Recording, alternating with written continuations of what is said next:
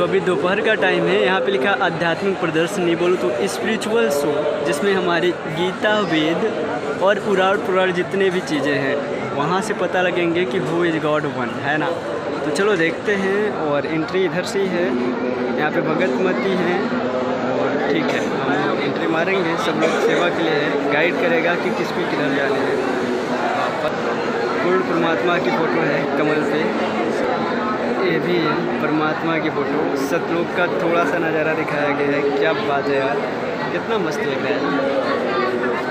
सो चलो, मैं चाहूँ तो हेल्प भी ले सकता हूँ भगतमती लोगों का, बट यहाँ पे देखो क्या सर्वप्रथम कमल पुष्प पर बैठे परमेश्वर कबीर साहब जी ने अपनी एक वचन शक्ति से 4 अमर लोगों की रचना की। अमर लोग दैट मीन जिनकी डेथ नहीं होती है ना। हमारे पृथ्वी लोक जैसा बिल्कुल नहीं है।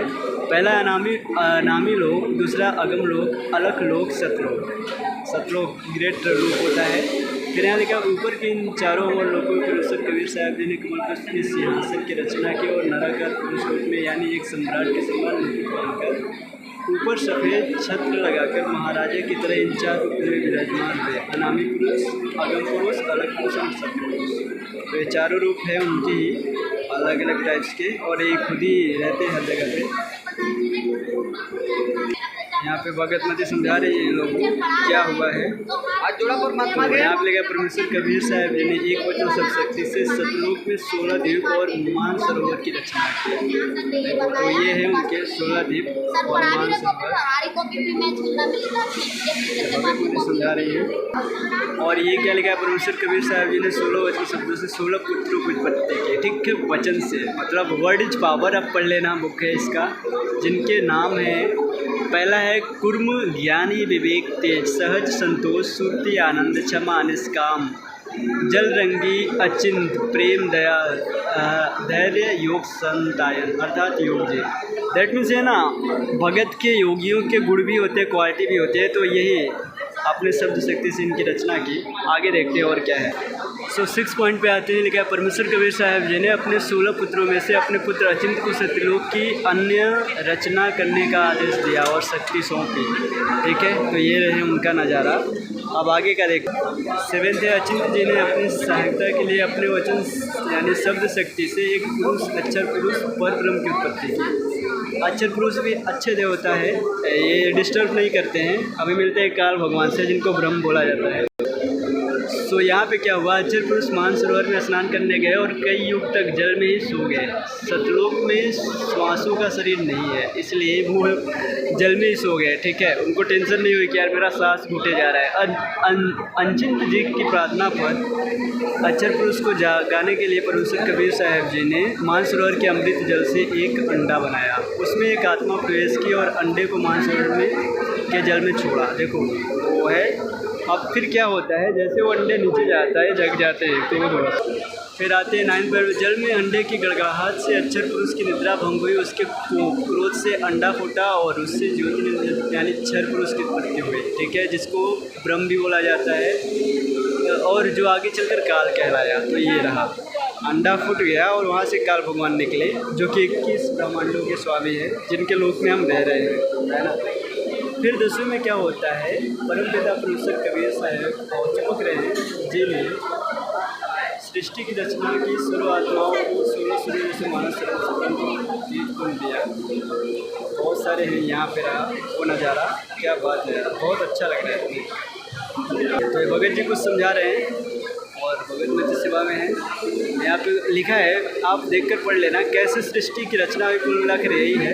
ज्ञान गंगा पुस्तक पढ़ो, चाहे गीता तेरा ज्ञान अमृत पढ़ो, चाहे जीने की राह पढ़ो, सब में ये है सृष्टि रचना कि कैसे हुई। आपको बहुत सारे नॉलेज मिलेंगे। तो चलते रहते हैं, क्योंकि बहुत सारे लोगों के ये तब किए ज्योतिर्लिंग का 70 युग तक एक ही पैर पर खड़ा होकर, जो कि इधर दिखा रहा है।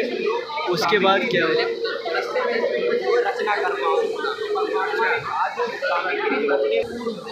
बहुत सारे, अगर पूरी बातें करूंगा ना तो मेरा वीडियो बहुत लंबा हो जाएगा। बट नज़ारा देखो आप। जब ज्योतिर्लिंजन कुर्म जी के पास गया, उस समय कुर्म के ध्यान अवस्था में थे। ज्योतिर्लिंजन ने बिना किसी शिष्टाचार की प्रार्थना की जबरदस्ती कुर्म का मुकुट उतार दिया।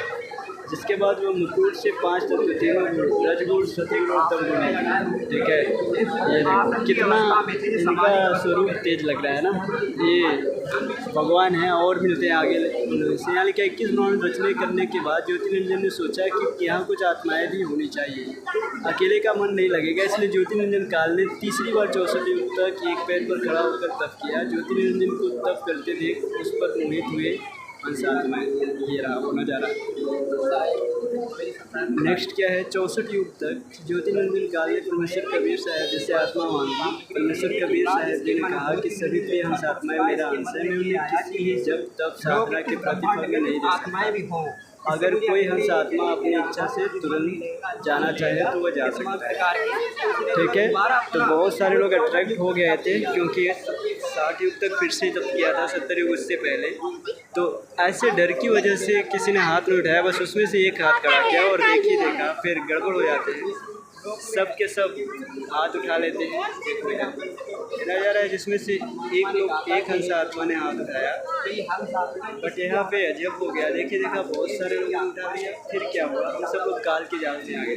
अब यहाँ लिखा है परमपिता परमेश्वर कबीर साहब ने सबसे पहले हाथ उठाने वाले हंस आत्मा को एक स्त्री रूप दिया और उसने सभी आत्माओं को फीड कर दिया, ठीक है। ये रहा वो आत्मा जिनके अंदर सारी आत्माओं को फीड किया गया। अब देखते हैं फिर क्या होता है। इन्होंने काल भगवान को भेज दिया कि भाई तू जा, मैं जिन हंस आत्माओं ने हाथ उठाया था मैं उनको भेज दूंगा आपके पास। सो यहाँ लिखा है कबीर जी ने अपनी वचन शक्ति से सभी आत्माओं को अपनी वचन शक्ति से अपने ही सदृश मनुष्य जैसे स्त्री और पुरुष रूप उत्पन्न किया। प्रत्येक हंस आत्मा के शरीर का तेज प्रकाश 16 सूर्य जैसा मानव सदृश ही है, परंतु परमेश्वर के तेज पूर्ण शरीर का करोड़ों सूर्यों से भी अधिक एक रूप प्रकाश है। आगे चलते हैं। यहाँ पे क्या लिखा है उसको भी पढ़ते हैं। देवी दुर्गा जी का सुंदर युवा शरीर देखकर ज्योतिरंजन काल ने प्राकृतिक देवी यानी के साथ अभद्र गतिविधि करना चाहा, क्योंकि यंग एज में अट्रैक्ट रहता है, पूरा फेस निखरा हुआ रहता है हर एक किसी का, तो वो काम भावना आ जाती है। फिर क्या होता है, अपनी रक्षा के लिए दुर्गा जी ने सूक्ष्म रूप बनाकर ज्योतिरंजन के पेट में चली गई और परमात्मा से रक्षा के लिए प्रार्थना की, जिसके बाद जोगजीत रूप से परमेश्वर कबीर साहब जी ने ज्योतिरंजन के पेट से देवी दुर्गा जी को बाहर निकाला। उसके बाद क्या होता है देखते हैं। देखो फिर लिखा है परमेश्वर कबीर साहब जी ने अपने पुत्र को जोगजीत के रूप में ज्योतिरंजन से संबद्ध करके कारण ज्योतिरंजन और देवी दुर्गा को 21 ब्रह्मांड से सतलोक से निकाल दिया और तभी से ज्योतिरंजन का नाम काल पड़ा। क्यों पड़ा वो बाद में पता लगेंगे आपको। ये रहा ज्योतिरंजन काल देवी दुर्गा और 21 ब्रह्मांड सतलोक से नीचे की ओर विमान की तरफ प्रस्थान करते हुए सतलोक से 16 संकोश की दूरी पर आकर ठहरते हैं। ये रहा, ठीक है। वो लोग सतलोक से 16 कोस दूर। फिर क्या होते हैं आगे का देखते हैं नज़ारा। अब यहाँ पे लिखा है 22 में सतलोक से निष्कासित होने के बाद ज्योतिरंजन का रूप बदल गया। ज्योतिरंजन और देवी दुर्गा जी द्वारा 21 ब्रह्मांडों की सृष्टि संचालन के लिए 3 पुत्र श्री ब्रह्मा जी, श्री विष्णु जी और श्री शिव जी की उत्पत्ति की और उन्हें अचेत कर दिया। अचेत कर दिया मतलब वो देखो ऐसे ही सोए थे। अब है ना क्या बोलते हैं आगे वो भी दिखाता हूँ आपको। यहाँ पे बहुत सारे लोग हैं जो ऐसे बहुत इंटरेस्टिंग रूप से इसको जान रहे हैं, पढ़ रहे हैं, समझ रहे हैं। देखो क्या लिखा है फिर, ज्योतिरंजन यानी काल भगवान ने या ब्रह्म ने देवी दुर्गा जी से अपने अव्यक्त रहने की प्रतिज्ञा की और कहा कि आज के बाद मैं किसी को अपनी वास्तविक रूप में दर्शन नहीं दूंगा और तब तुम सृष्टि संचालन करो, मतलब सृष्टि की आगे का करो। तो इन तीनों हमारे ब्रह्मा विष्णु महेश भगवान को एक एक लोक देते हैं कि भाई तू शिवलोक का रहा, उनका एक काम बांट दिया जाता है। जैसे देवी दुर्गा जी ने अपने तीनों पुत्रों को युवा होने पर उन्हें सृष्टि संचालन के लिए 3 विभाग सौंपे, रजगुण श्री ब्रह्मा जी को, सतगुण श्री विष्णु को और तमगुण श्री शिव जी को। ये रहा वो फोटो जब ये लोक को सौंप रही थी कि भाई तू इसको मैनेज कर, ठीक है। इसके बाद देखते हैं फिर क्या लिखा है 25 पे। फिर देवी दुर्गा जी ने 3 देवी श्री सावित्री जी, श्री लक्ष्मी जी और श्री पार्वती की उत्पत्ति की। वो रही वो माता है जो बहुत ही फेमस है। और इधर रहे वो हमारे प्रधान भगवान, वो है माँ दुर्गा, जिनको जगत जननी प्राकृतिक देवी दुर्गा भी बोला जाता है। अब 26 में लिखा है देवी दुर्गा जी ने श्री ब्रह्मा जी को, श्री सावित्री जी, श्री विष्णु जी को, श्री लक्ष्मी जी तथा श्री शिव जी को, श्री पार्वती जी, पत्नी रूप में प्रदान किया, अर्थात अपने तीनों पुत्रों का साधारण रीति से वचन द्वारा विवाह कर दिया और इस प्रकार काल के 21 ब्रह्मांडों की सृष्टि का प्रारंभ हुआ। ये रहा। ये देखो क्या लिखा है, आज विश्व अशांति की आग में जल रहा है। क्यों जल रहा है? क्योंकि हम लोग काल के लोक में हैं। बाकी चीज़ें पता लगेंगी। शांति और आपसी भाईचारा श्री महाप्रभु जगन्नाथ कबीर अवतार द्वारा स्थापित होगा। यह केवल देश के बीच संघर्ष नहीं बल्कि उस अज्ञानता का परिणाम है जब जीव परमात्मा से बिछड़कर इस लोक में आ फंसा। परमात्मा से दूर अपनी शांति, सो मैं पढ़ के सुनाता हूँ आपको जल्दी से। क्या लिखा है, परमात्मा से दूर होते हैं जो अपनी असली शांति, अपनी पहचान और अपनी क्या है अस्तित्व का सत्य खो बैठा। और इसी अज्ञानता में काल ने हमारा धर्म, जाति, देश और सीमाओं के नाम पर विभाजन कर दिया। फिर क्या हुआ, और एकता और प्रेम होना चाहिए था, वहाँ प्रतिस्पर्धा और बैर ने स्थान ले लिया। और यह बढ़ता हुआ द्वेष आज विश्व फिर युद्ध के रूप में दिखाई दे रहा है। शिक्षा का दुरुपयोग करते हुए मनुष्य ने परमाणु जैसे विनाशकारी हथियार बना लिए जिनसे सुरक्षा नहीं बल्कि भय और सर्वनाश का वातावरण तैयार हो गया। परिणाम स्वरूप शांति शब्द मानो संसार से विलुप्त सा होता जा रहा है। क्या बात है ना। ऊपर हेडिंग लिखा है अशांति का मूल कारण। लिखा है आज विश्व जिस आग में जल रहा है वह केवल देशों के बीच का संघर्ष नहीं बल्कि उस गहरी अज्ञानता का परिणाम है जो जब से आत्मा परमात्मा से बिछुड़कर काल ब्रह्म के श्लोक में आ फंसे है। काल ने 84 लाख योनियाँ बनाकर जीवों को जन्म मृत्यु के अंतहीन चक्र में फंसा दिया और धीरे धीरे हमारा धर्म, जाति, देश और सीमाओं के नाम पर विभाजन कर दिया। धर्म के ठेकेदार बने नकली धर्म गुरुओं ने अपने स्वार्थवश भोली जनता को गुमराह किया और सर्व पवित्र धर्म ग्रंथों का वास्तविक ज्ञान न देकर मनमानी साधनाओं में उलझा दिया, जिसके फलस्वरूप हर जीव भक्ति करते हुए भी अशांत है। धन, पद, प्रतिष्ठा दिखावे की होड़ है और भौतिक सुखों के पीछे भागते हुए इच्छाओं कभी समाप्त नहीं होती। एक पूरी होती है तो दूसरी जन्म लेती है। इस कारण मनुष्य हमेशा असंतुष्ट रहता है और अपने वास्तविक उद्देश्य से भटक जाता है, जिससे वह सच्ची शांति नहीं मिल पाती। यानी कि अशांति के और वास्तविक कारण है धार्मिक पाखंड और शिक्षा का दुरुपयोग, कर्म बंधन, सामाजिक कुरीतियाँ। कलयुग में परमेश्वर दिव्य प्रकट का प्रमाण।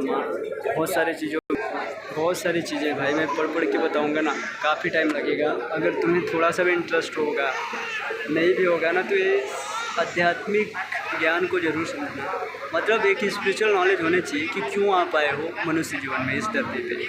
विश्व के शुभ चिंतक संत रामपाल जी महाराज तत्व ज्ञान से विश्व में शांति व आपसी भाईचारा स्थापित होगा। लिखा है सत्य ज्ञान, उसमें बहुत सारी बातें लिखा है। परमात्मा का भय और मर्यादा, शास्त्र कुल, सच्ची भक्ति, कर्मों का नाश, अखंड विश्व शांति, परमेश्वर की शक्ति, अहिंसा और प्रेम का संदेश। तत्व ज्ञान के अनुसार किसी भी जीव को कष्ट देना पाप है, जिससे हिंसा, युद्ध और आतंकवाद की जड़ समाप्त होती है।